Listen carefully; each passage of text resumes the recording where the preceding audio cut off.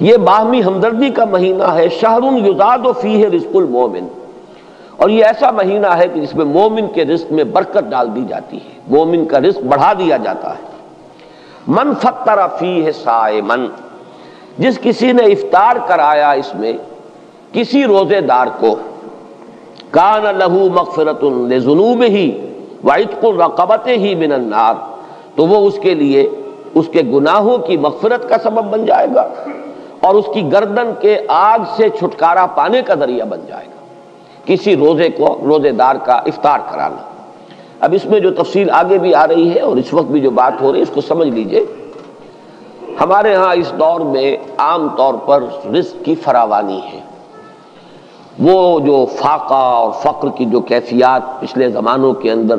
سننے میں آتی، عام طور پر وہ اب دنیا میں موجود نہیں ہے۔ لیکن یہ کہ اس دور کا تصور کیجئے کہ وہاں ایسا بھی ہوتا تھا کہ کسی کے پاس کھانے کو کچھ بھی نہیں ہے، خود اپنے لیے بھی کچھ نہیں ہے، ہو سکتا ہے کہ وہ صرف کہیں سے کوئی تھوڑی سی دودھ کی لسی بنا کر بیٹھا ہو روزہ افطار کرنے کے لیے، اور اس کے پاس خود کچھ نہ ہو۔ اس حالت میں کوئی اور شخص جس کے پاس یہ بھی نہ ہو، اگر اس کے پاس آتا ہے تو وہ اپنے اس تھوڑی سی لسی میں سے اگر اپنے کسی اور بھائی کو بھی کچھ پلا دیتا ہے 2 گھونٹ، تو اس کا جو اجر و ثواب اس وقت اس پس منظر میں ہے اس کو ذہن میں رکھیے۔ باقی ہمارے ہاں جو بھی اس وقت ریل پیل ہے، اس ریل پیل میں اگر آپ یعنی روزہ افطار کرنے کی محفلیں روزانہ بھی منعقد کر لیں اور افطاریاں کرائیں اور بہت اعلیٰ افطاریاں کرائیں، تو اس کو اس حساب میں شمار نہ کیجیے۔ بہرحال وہ اپنی جگہ پر ہے، اس کو انسان احباب کے ساتھ محبت کے اضافے ہی کے لیے کرتا ہے، اور وہ محبت خالص اللہ کے لیے، اللہ کے دین کے لیے، اس کا اپنی جگہ پر اجر و ثواب ہوگا۔ لیکن یہ جو اجر و ثواب یہاں بیان ہو رہا ہے اور جس درجے کا اجر و ثواب بیان ہو رہا ہے، اس کے لیے اس قسم کے پس منظر کو سامنے رکھنا ضروری ہے، ورنہ یہ بہت مبالغہ سا معلوم ہوتا ہے کہ اتنی سی بات کے اوپر اتنا بڑا اجر و ثواب۔ لیکن اس کو اگر اپنے اوپر انسان طاری کرے، جیسا کہ آتا ہے بہت سے صحابہ کے بارے میں، انہیں تو فاقے ہوتے تھے، اور کئی وقت کے فاقے، اصحاب صفہ خاص طور پر، کہیں سے کچھ آگے آئے تو کھا لیا ہے، اور نہیں آیا ہے تو کئی وقت کے فاقے ہو رہے ہیں۔ حضرت ابو ہریرہ فرماتے ہیں رضی اللہ تعالی عنہ، کیونکہ وہ بھی اصحاب صفہ میں شامل تھے، کہ ایسا بھی ہوتا تھا کہ کئی وقت کے مسلسل فاقے کی وجہ سے غشی طاری ہو جاتی تھی، لیکن لوگ یہ سمجھتے تھے کہ شاید انہیں مرگی کا دورہ پڑا ہے، لہذا وہ گردن پر پاؤں رکھ کے اور دباتے تھے۔ یہ کیفیت بھی وہاں پر ہوتی تھی، چونکہ اللہ تعالیٰ نے جو نظام محمد الرسول اللہ صلی اللہ علیہ وسلم کو دیا، اس میں وہ جبری مساوات نہیں تھی، والنٹری تھا جو معاملہ تھا۔ جو زکوٰۃ ہے وہ فرض ہے، لیکن یہ کہ باقی صدقہ خیرات اپنے رزق میں دوسروں کو شامل کرنا، یہ لوگوں کے اپنے جذبے پر چھوڑ دیا گیا تھا۔ لہذا وہاں انصار کے ہاں عام طور پر یہ نہیں تھا کہ اسی قسم کے حالات پورے مدینے میں تھے۔ وہ واقعہ بھی آتا ہے کہ خود حضور صلی اللہ علیہ وسلم کو کئی وقت کا فاقہ تھا، لیکن ظاہر بات ہے کہ حضور کسی کے سامنے دست سوال دراز کرنے والے تو نہیں تھے۔ اتنے میں حضرت ابو بکر آ جاتے ہیں، اور ان کی کیفیت بھی وہی ہے، حضور نے دیکھ لیا، چہرے سے مشرے سے اندازہ ہو جاتا ہے کہ فاقہ ہے۔ حضرت عمر آئے، ان کا حال بھی یہی۔ تو حضور پھر ان دونوں کی وجہ سے اٹھے، ان کو لے کر ایک انصاری کے باغ میں پہنچے۔ اب ان انصاری صحابی کی عید ہو گئی کہ حضور تشریف لائے، وہ دوڑے فوراً باغ میں سے کچھ انگوروں کے خوشے، کچھ اور چیزیں لا کے فوراً رکھیں، اور پھر چھری ہاتھ میں لے کر دوڑے لپکے کہ کسی جانور کو ذبح کریں، اور پھر یہ کہ ضیافت کا اہتمام کریں۔ تو حضور نے فرمایا دیکھنا کہ کسی دودھ دینے والے جانور کو ذبح نہ کرنا، کوئی اور نہ ہو اور بکری ہی ہو اور وہ دودھ دیتی ہو اور بچوں کے لیے وہ ایک ذریعہ بنتا ہو اور تم اس کو ذبح کر دو۔ بہرحال اس کے بعد انہوں نے،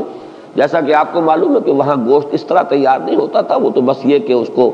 گوشت کو تیار کیا اور سیکا آگ کے اوپر، اور گوشت تیار ہے کھانے کے لیے۔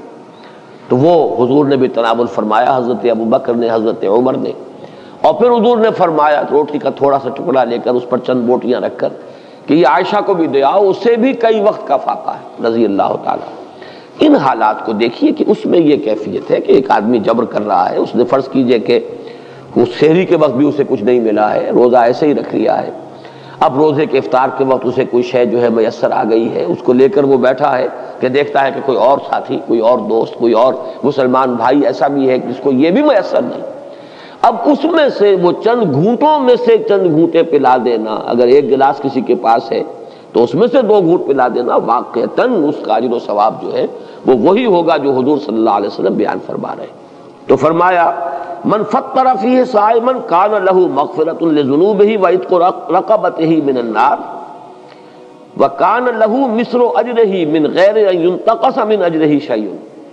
اور اس افطار کرانے والے کو بھی روزہ رکھنے والے کے برابر ثواب ملے گا، بغیر اس کے کہ اس روزہ رکھنے والے کے ثواب میں کوئی کمی ہو۔ اس کا اپنی جگہ پر اجر و ثواب رہے گا، لیکن جس نے افطار کرایا ہے اس کو اس کے برابر اجر مل جائے گا۔ قلنا یا رسول اللہ، ابھی حضرت سلمان فارسی فرما رہے ہیں کہ ہم نے عرض کیا ہے اللہ کے رسول صلی اللہ علیہ وسلم،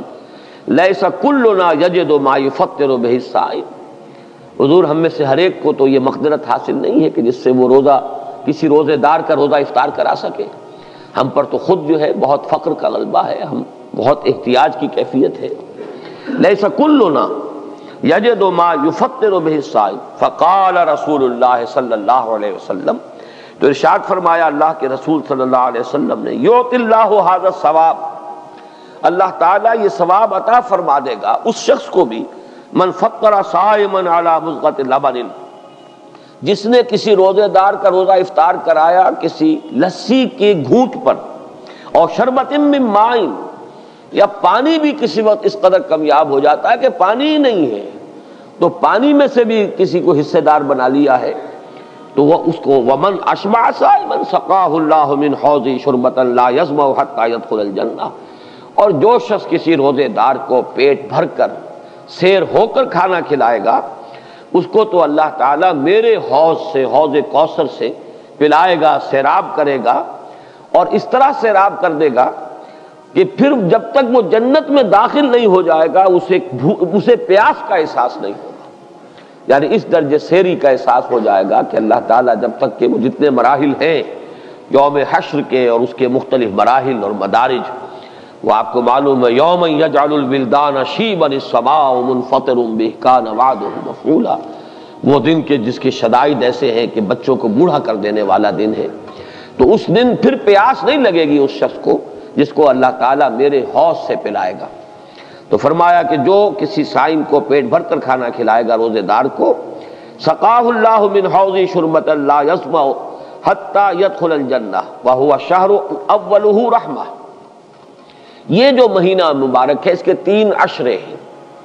پہلے عشرے کے بارے میں فرمایا وہ اللہ تعالیٰ کی رحمت کا مظہر ہے، وَأَوْسَطُهُ مَغْفِرَةٌ، اور اس کا درمیانی عشرہ جو ہے وہ گویا کہ اللہ تعالیٰ کی طرف سے مغفرت کا پروانہ لے کر آتا ہے، وَآخِرُهُ عِتْقٌ مِّنَ النَّارِ، اور اس کا آخری عشرہ وہ تو گویا کہ آگ سے مستقل چھٹکارا پا جانے کا پروانہ ہے۔ وَمَنْ خَفَّفَ عَن مَمْلُوكِهِ فِيهِ غفر اللہ لہ وَاعْتَقَہُ مِنَ النَّارِ، اور جو شخص اس ماہ مبارک میں اپنے کسی غلام کی مشقت میں کمی کرے گا، تخفیف کرے گا، تو اللہ تعالیٰ اس کی مغفرت فرمائے گا اور اسے جہنم کی آگ سے چھٹکارے کا پروانہ عطا فرما دے گا۔